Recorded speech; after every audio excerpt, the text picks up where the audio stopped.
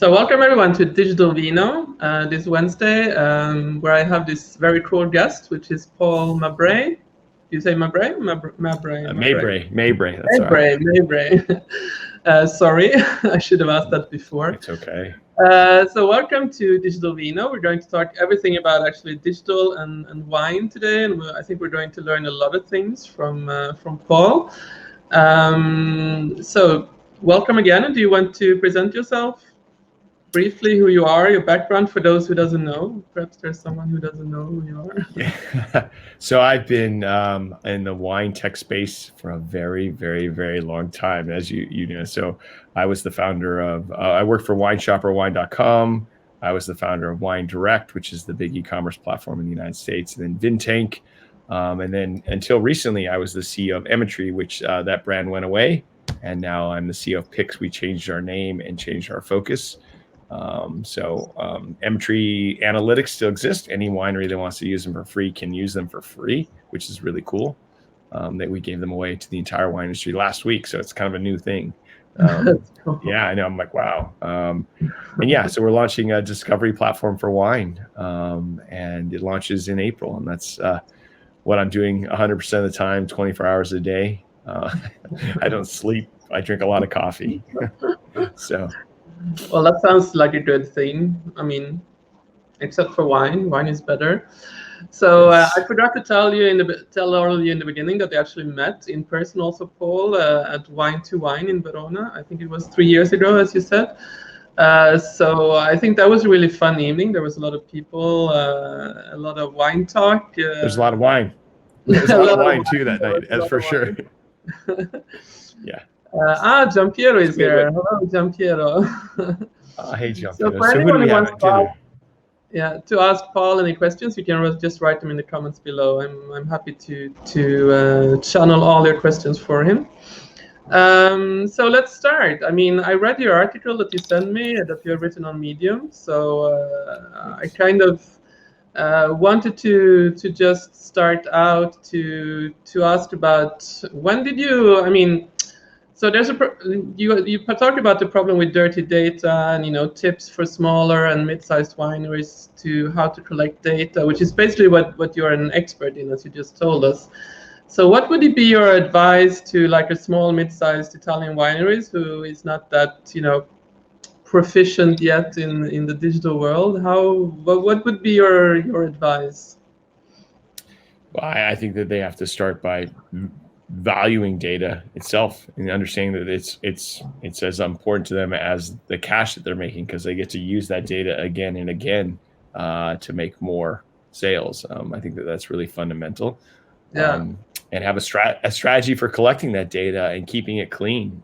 It truly is an investment. Hey, Tanisha, giving her big kisses. Yeah, I think that's fundamental. And too many wineries forget the importance of collecting customer information and engaging with them again and again.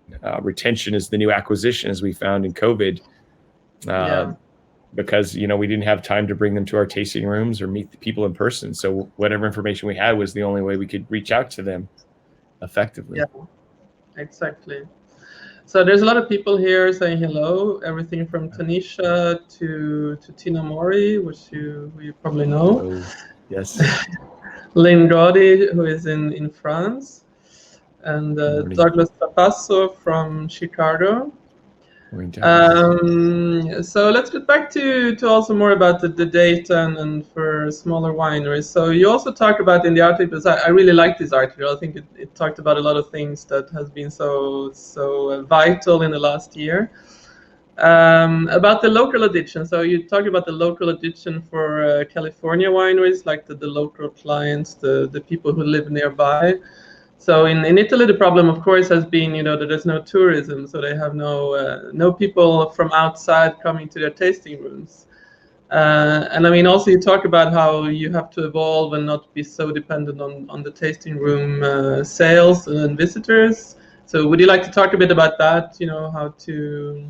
What are your thoughts on the future, but also how to work around? I don't know, whatever.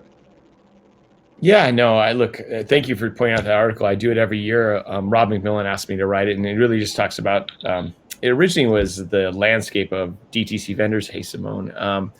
But really, it's changed into an analysis of what's going right and wrong within the industry. And one of the things that we've been really struggling with is, for years, we've been looking at the tasting room, and it's the best tool to convert customers. I mean, and unfairly so in some ways. Look, if you can't sell wine to someone who's at your tasting room, drinking a little bit of wine in a beautiful place, probably on a vacation, you have bigger problems. But it's a very inefficient model, meaning that getting someone from America to get on a plane to go to Italy to taste room so you can sell them wine back at your house is a very odd model in its own self. And it's very brittle. It succumbs to things like weather or economic conditions, or in this case, a pandemic, or in our case in California and Oregon this last year, we had not only a pandemic, we had really brutal fires. So I think with the bigger message about the tasting room is, how do we make it extensible? How do we touch customers in their home? And digital is that tool that scales and really allows us to cross the world. And, I'm talking to you from California, all the way on the other side of the world, and transfer time and distance and cultural barriers and really connect with customers. But even within your own country, the proximity. So if you look at the United States, which is a very large geographic country, many wineries have most of their sales within a 90-mile radius. That's not healthy, right? There's so many more wine consumers across the country.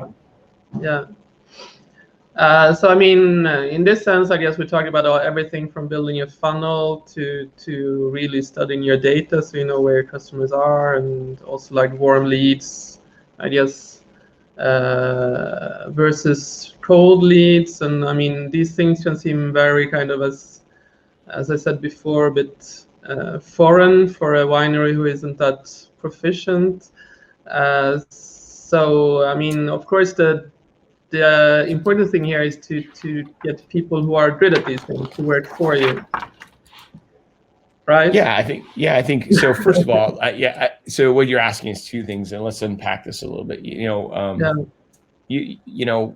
Every customer is important, but every customer has a different importance. So you can treat different customers differently as long as you care about all of them. And you're right, there are some customers that become defunct, some customers that are continual buyers, some customers that are bigger buyers. And what is the value exchange for those different customer groups? Your bigger question was, in order to sustainably create this good e-commerce flow or this good digital flow, we should hire professionals. And that's true. We need to hire people that understand digital in all its way. Hello, Evelyn. And we have to pay real dollars. And Tina will definitely discuss shipping wine. And please tell me what question you want to do. But, we need to pay real dollars of people that compete with digital dollars. We don't need to just raise someone in the tasting room and give them a promotion, or give the youngest person who we think they know social media in charge of social media. We need to hire professionals, and these are real disciplines, and they cost real money. Because also, like, I mean, when I used to be, I'm also into translating. I mean, I'm a translator when I'm not talking wine. And there is also a huge problem that when they need to, do things or learn new things or develop, like also the digital side, they go to translators themselves because it's like they trust their own colleagues more. The problem is that they don't know how to do these things, which I think is also perhaps a problem in many sectors, probably because you feel perhaps that you trust your fellow translators or wine colleagues better, thinking that even if they're not that good in the digital, that they can figure it out. But how do you see the importance of actually, as you said, going to real pros who know what they're doing, so they can? It's essential. We overvalue people's understanding about wine over their understanding about using the tools that we need. I would never hire my tasting room manager to be my CFO.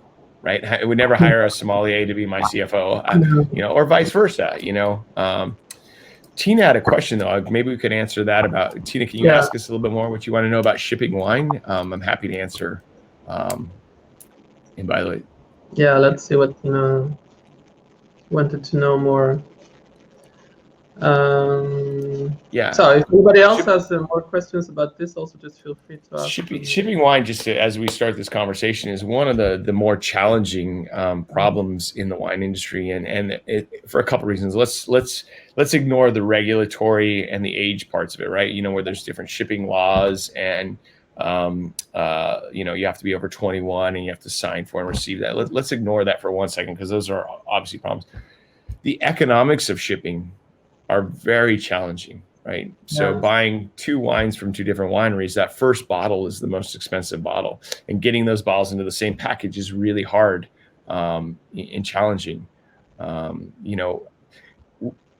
We should be able to do a better job, but I mean, it carries a lot of, environmental things. Is it expensive to do because of heat? We have to protect it from the heat. We have to protect it from the cold. We have to protect it from breaking. We have to make sure that it goes to someone over 21.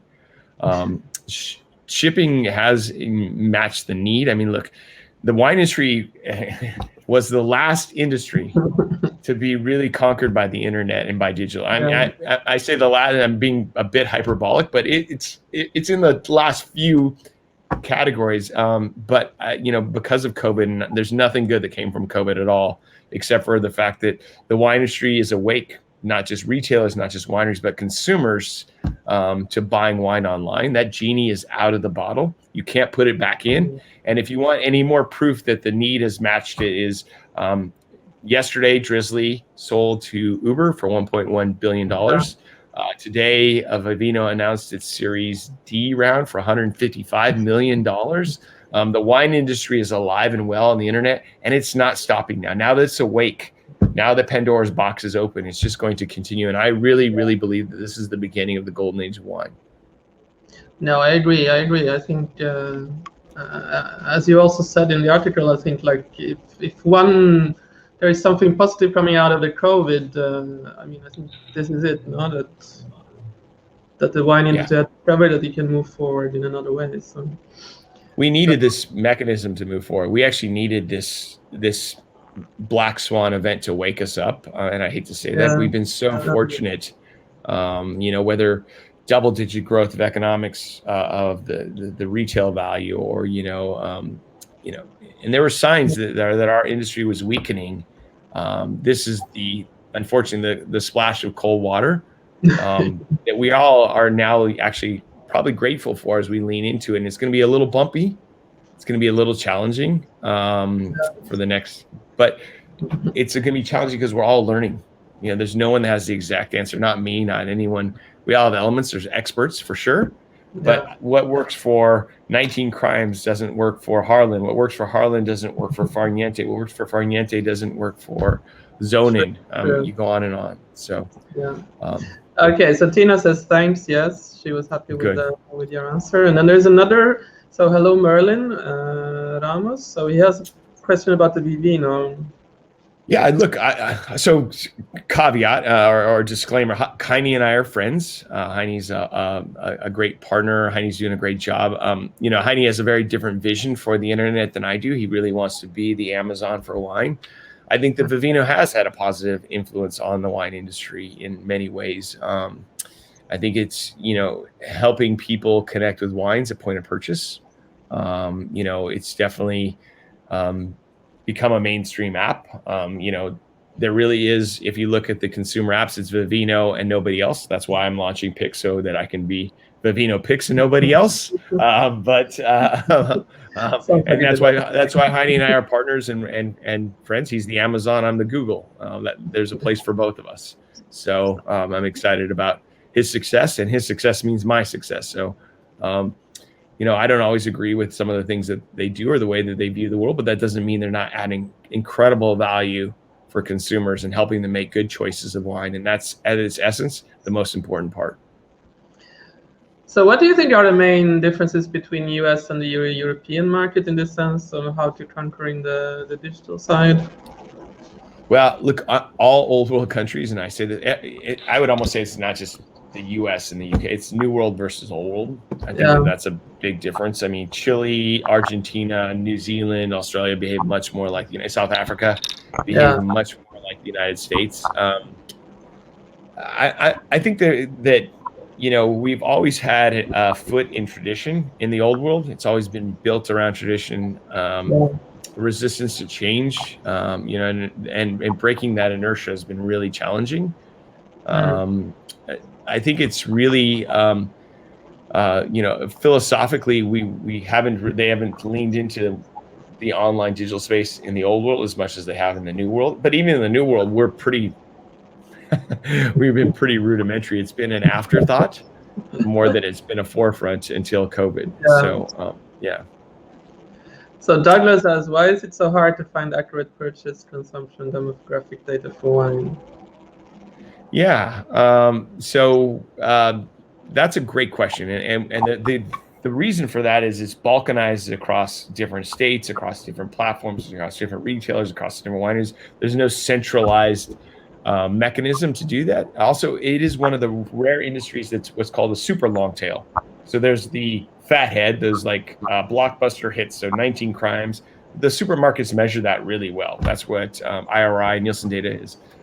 But that long tail doesn't go through those traditional challenges. So it's empty and it's broken. And it's oftentimes sold through small SMBs that don't aggregate that data back to the central thing. So restaurants and little tiny retailers. And that's why it's a big black hole around understanding that. And then, to be honest with you, even the large apps that are out there don't have enough consistent usage of a consumer. They're not providing enough of a utility so that it's being done all the time. Just as a heads up. So it's fascinating. It's a problem that we're all trying to solve. Yeah.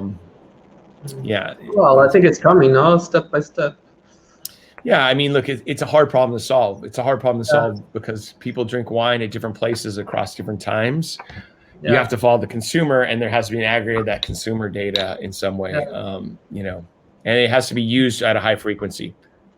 So Giampiero, he has another question. Once upon a time, there was Vintank and smart way to manage, blah, blah, blah.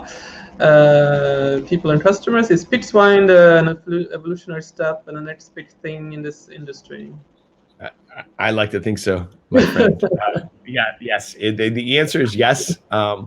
Look, what I'm building PIX to be is the tool that helps wineries and retailers engage with the consumer at point of purchase. So the difference between Vintank and PIX is Vintank was really tied to engaging with customer conversations, and I still think that that's a very valuable aspect. And hopefully PIX will add some of those elements over time, at least where the conversations happen on the PIX platform. But the PIX platform is meant to engage with buyers when they're ready to buy. How am I helping that buyer buy? Whether I'm in front of a supermarket shelf, or whether I'm on the line, or whether I'm in a restaurant at the menu. How do I engage with them then? That's why it's the next big thing. Cool. So yeah, I mean, I definitely agree that that there's more need for this. So great question, Giampiero. So what if we go over and talk a bit about the virtual the virtual world of connecting with people, how it has boomed during the COVID. How do you see the future of that?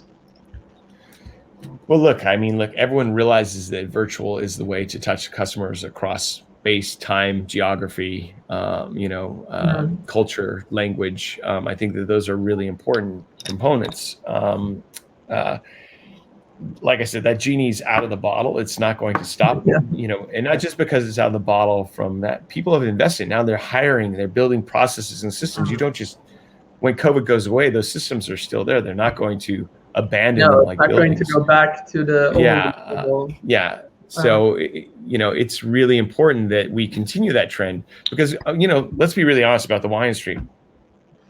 We're at a crossroads. We're declining. We're fighting other categories, whether that's cannabis or spirits, whether that's beer or kombucha. We haven't done a great job to be a big tent and welcome people in. We become smaller and smaller. We need tools like this to open our customer footprint out there and add to that. For sure. So there's more great questions here. Going back to PIX, so will it go global straight away or out to Europe and UK later? Yeah, that's a great question. So, Merlin, we are launching in the United States and the UK. Right now, we're in closed beta in the United States and the UK. All European wineries that want to participate can participate from day one. Obviously, they sell wine in the United States and the UK, so we're working a lot with European wineries already. Anyone that wants to participate, it's free for any winery and any retailer that wants to participate. So that's a great thing, and they just email us at PIX, and we'll get to them doing that. So, wow. Maximilian also asks how private labels from wine distributor stores affect the growth and positioning of the same brands. Yeah, so private label is an interesting phenomenon, and it has it's a dual-edged sword in the sense that in markets where private labels have become dominant, they definitely affect brand pricing. So like the UK is about 70% private label, I think, versus the United States, which I think is like 7 and moving up. Private labels allow the ability to offload inventory, create introductory pricing, do lots of things, or create loyalty for retailers. So they have a huge value, to be really honest and true. And I think that there's a key component of them. And we have to remember that wine fits a very broad spectrum. It's everything from alcohol delivery tool at the low end to a good enough beverage to drink with dinner to an existential experience and everything in between, right? So it's a big category, and we say wine is a universal homogenous word, and the reality of it is there's a lot of different pieces of it going. A lot of diversity. Yeah, a lot of diversity on that one. So, by the way, Giampiero, thank you. I miss Vintake too, for sure. I think Tina asked me what the outlook for wineries.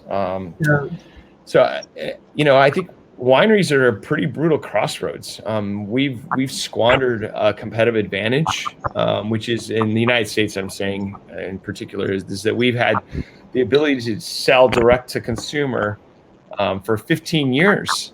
And we haven't really leaned into that channel. We've leaned into the eno-tourism part of that, where people come to our Napa, Sonoma, Paso Robles, but we haven't really invested in that. The problem in the United States as it relates to wineries is that retailers are going to get that same ability to ship across state lines, and they have all the competitive advantages. They have price, they have selection, they have infrastructure, they have people dedicated to that. So we have a short amount of time to really nail that. And if you've seen my wine to wine speeches from years ago, I've been talking about this. We need to really be like a digitally native vertical brand. We need to be like Warby Parker. We need to be like Allbirds Shoes. We need to create a reason for people to come by to us when they're in Boston or in Florida or in the UK. I agree. Really important. Yeah. So Evelyn also has a question. She asked Vito, she says Vito Donatello, who lives in China and has a wine blog, he wrote that only 1625 wineries sell wine online. So how do you get them into the 21st century? Yeah, this is an unfortunate. This is in fact, this is something we've been talking about. Brian Solis actually coined the term, which is digital Darwinism. And what is happening, unfortunately, is the crossroads of the evolution of our industry is we're facing this extinction level event. And it wasn't just COVID. This extinction level event was our resistance to evolving into the digital space. If you look at the Fortune 500 companies in the world, over 80% of those companies didn't exist 20 years ago, right? They're all new companies. And that's because, and the ones that did exist are evolving. And so what you're seeing is this new and not so new, cultural change about evolution. How do we adapt to change? How do we look at the future and invest in tomorrow? And look, digital is a big category, right? And, if you look at digital right now, voice is gigantic.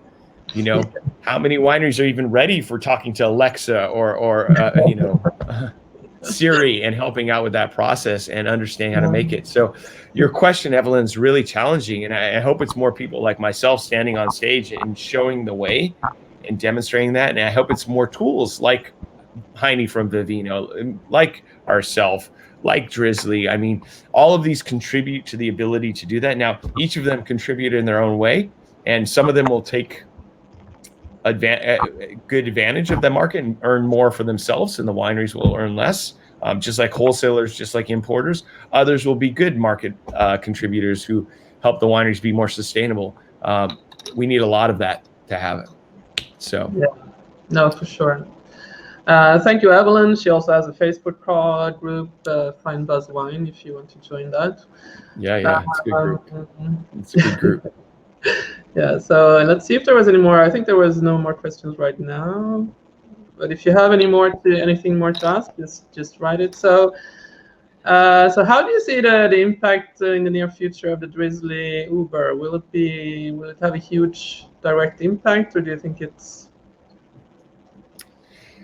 Well, look, I mean, the category in the last 48 hours went from, 0 to hero. And that's a good thing. I mean, the attention is all on wine and spirits online. Um, the problem with that is we have to fulfill the promise. Heine has to fulfill the promise. I have to fulfill the promise. Drizzly's going to have to fulfill the promise with a new boss.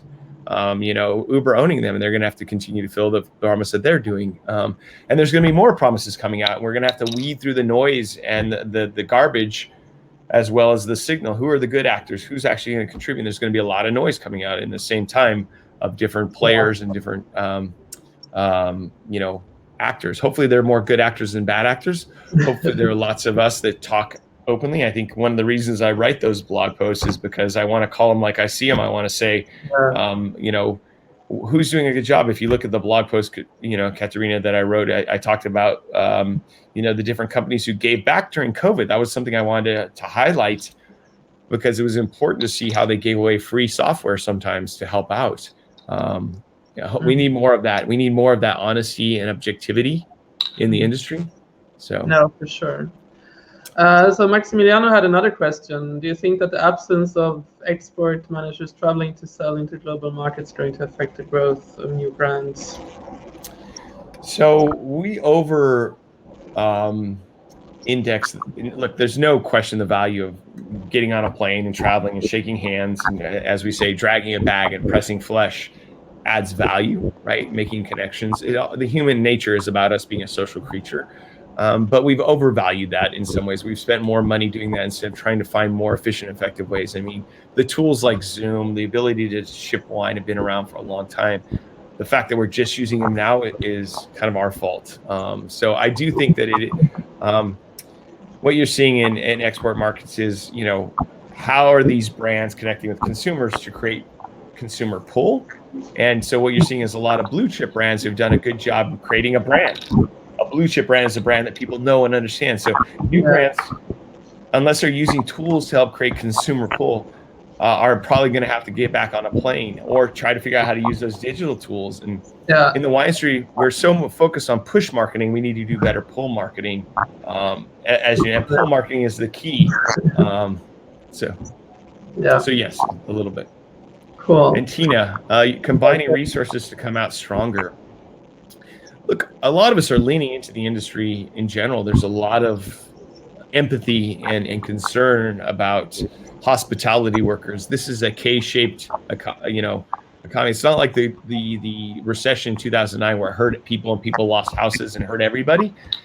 White collar workers are benefiting better and still strong, and hospitality in person people are struggling a lot, and we're all aware of that. It's actually very scary and fearful. And I live in Napa. I'm looking out the window, tasting room staff that are laid off, and how do we help them?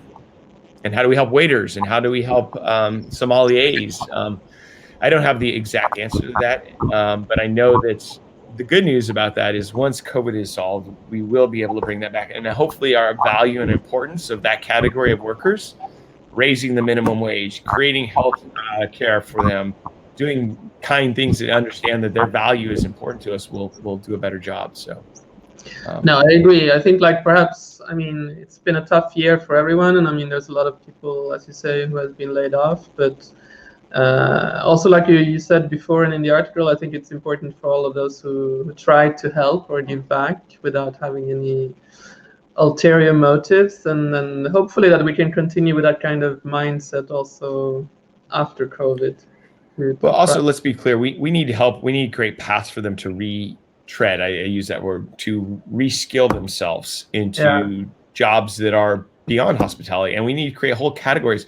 Look, I can tell you that one of the hardest jobs to fill in the United States right now is an e-commerce manager, a DTC manager of any skills. That's a whole category that we don't have a path to make them successful. Social media, digital.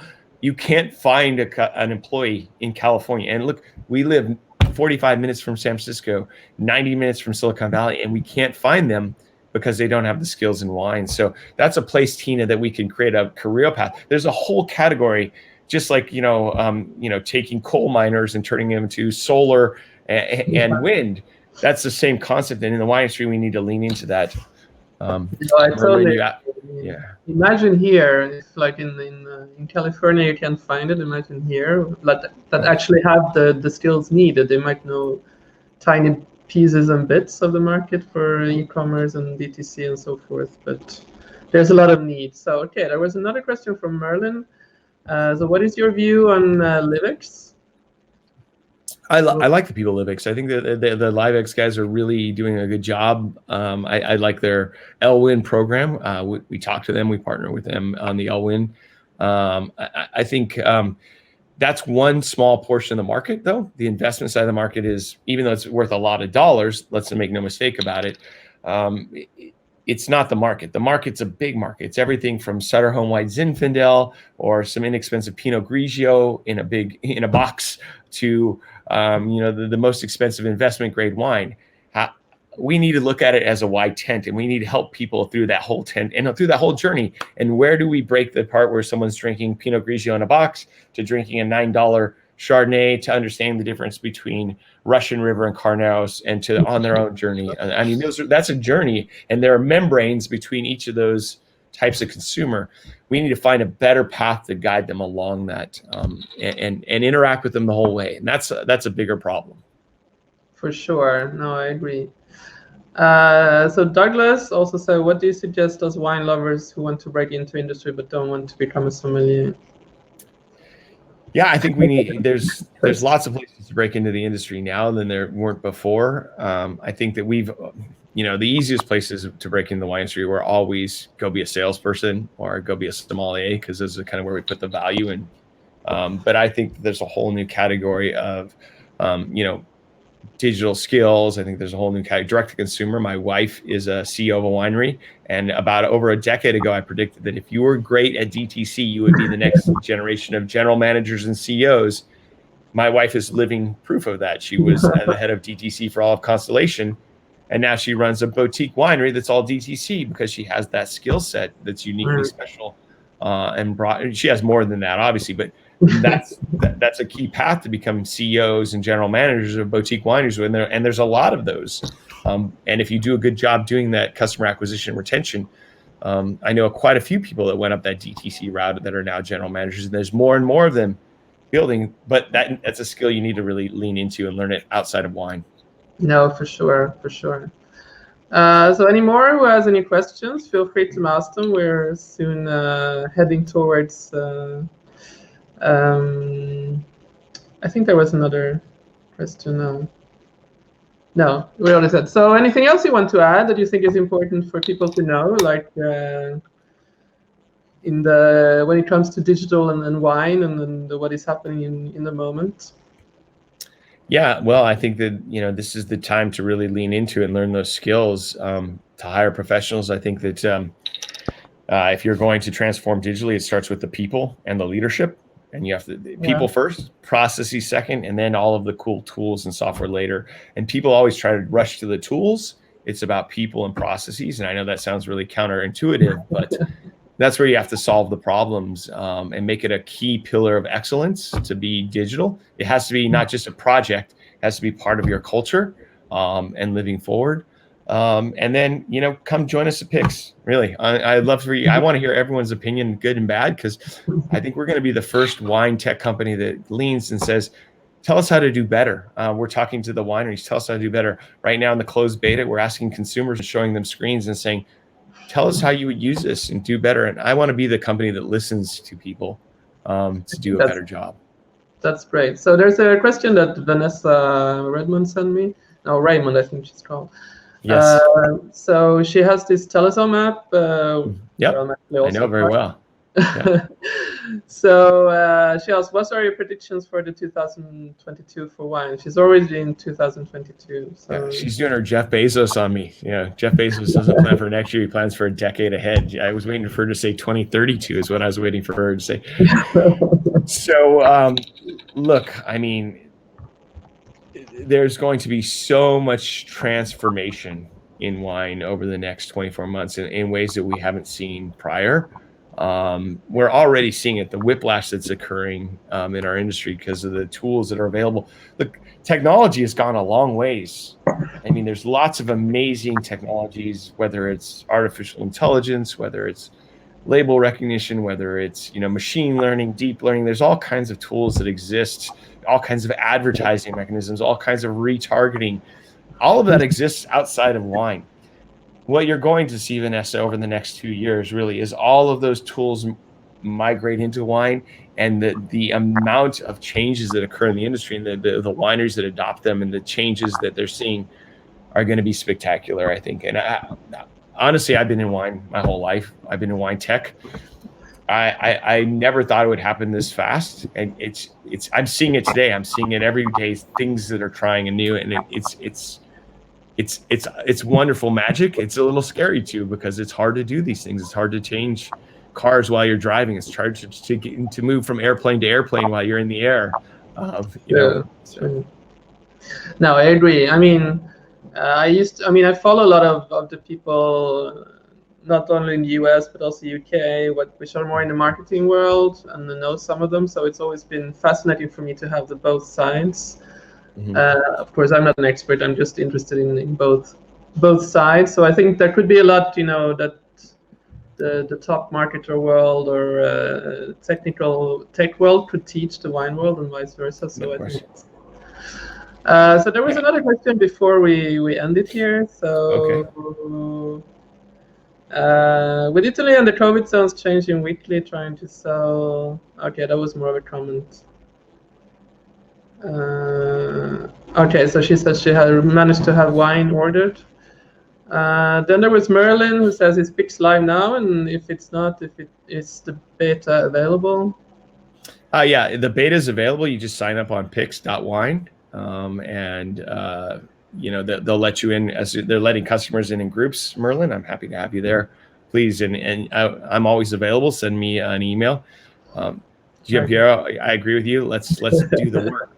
It's hard to do the work. Yeah, the predictions are about, but it's doing the work. So there's a lot going on. There's a lot of infrastructure that's going to be built over the next few years. To Evelyn's point, which is better fulfillment, better e-commerce tools, we forget that in 2000, all these newfangled internet tools came out, and there was petfood.com, and there's all these crazy, and a lot of them went out of business, but they left this amazing infrastructure that all the next generation of companies built on. So that was the boom after the 2000s, right? So we're going to have more of that infrastructure built now.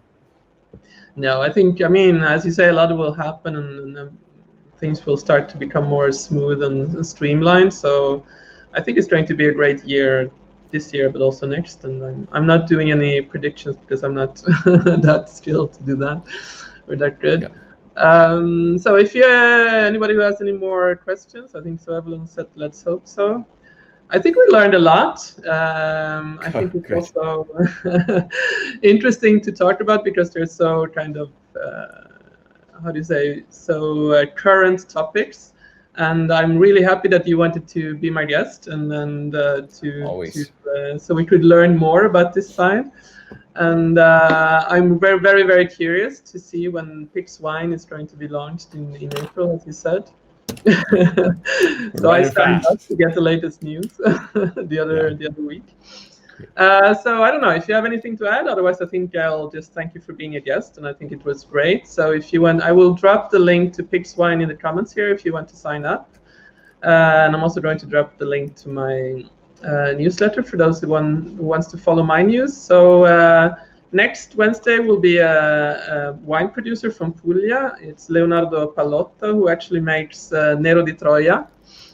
So thank you, Paul, and I hope that you had fun. We all had a lot of fun, I think. Okay, thank you for having me. I always enjoy chatting with you and seeing a lot of my good friends chatting in the chat group too. I hope to see everyone give big hugs when this is over. I'm going to be one of those weirdos that hugs people a little too much. So Tanisha, get ready for a big hug.